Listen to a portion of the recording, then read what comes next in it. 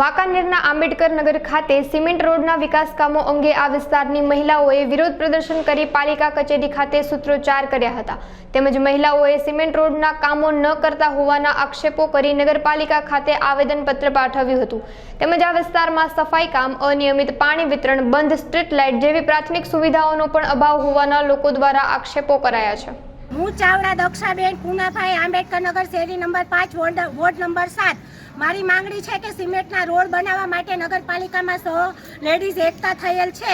જે વાલ્મીકી વિસ્તાર, રમણભાઈની વાડી વિસ્તાર, રોયલ પાર્ક અને આંબેડકર નગરમાં 3, 4, 5 અમુક વિસ્તારમાં અમારા દલિત સમાજ સાથે અત્યાચાર કરેલ છે। ઓલરેડી બધે ધાબા કરેલ છે, તો અમારી સમાજમાં વિસ્તારમાં કેમ નહીં ધાબા? જેથી અમારા ધાબા કરવા વિનંતી। મારું નામ નિમુબેન નરેશભાઈ વાઘેલા છે। હું આંબેડકર નગર વિસ્તારમાં રહું છું, 4 નંબરની શેરીમાં। અમારી શેરીઓની અંદરમાં કોઈ ધાબા કોઈ કામ કરેલું નથી અને વાંકાનેર નગરપાલિકા સતત ને સતત દલિતો ઉપર અત્યાચારો કરે છે। અમારી શેરીમાં ધાબા નથી આવતા, અમારી શેરીમાં વારંવાર લાઇટનો કાપ મૂકે છે અને ઘણા ખરા પ્રશ્ન એવા છે અમારા શેરીની અંદર।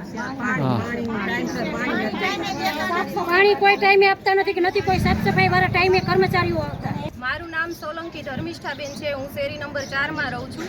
અમારી ત્યાં ધાબાનું દબાણ હટાવેલને 20 દિવસ થઈ ગયા છે, તો એ લોકો હજી કંઈ ધ્યાન નથી દેતા। અમે લોકોએ કીધું તો કે વારાફરતી તમારો વારો આવે, તો આજુબાજુવાળાનો બધાયનો આવી ગયો છે ને અમારો કેમ ન આવે? અને તમે ઝાડવાના દબાણ હટાવો છો તો બધે હટાવો, જ્યાં હટાવવાના છે થોડી જગ્યા છે ત્યાં તમે ઝાડવા હટાવી દીધા છે, અમારે બહુ વધારે જગ્યા છે, ટ્રેક્ટર આવી જાય ત્યાં તમે ઝાડવા કાપી નાખ્યા છે।